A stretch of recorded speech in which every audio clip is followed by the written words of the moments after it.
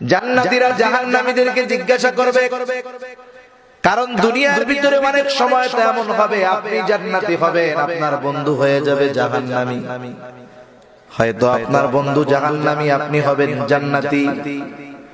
আল্লাহ রাব্বুল আলামিন জান্নাতীদেরকে জাহান্নামীদেরকে দেখাবে। এক বন্ধু জান্নাতীও যখন জাহান্নামীকে দেখবে আল্লাহর কাছে শুকরিয়া আদায় করবে, বলবে আল্লাহ আপনার কাছে শুকরিয়া আদায় করি যে আমার ওই বন্ধুর মতো আমাকে জাহান্নামে যেতে হয় নাই। ও আল্লাহর কাছে শুকরিয়া আদায় করবে। আবার ওই জাহান্নামীও জান্নাতীকে দেখতে পারবে। এমনিই তো জাহান্নামের আযাব যখন দেখবে ওর সাথের বন্ধু জান্নাতে ও জাহান্নামে আযাবের তীব্রতা আরো বাড়বে।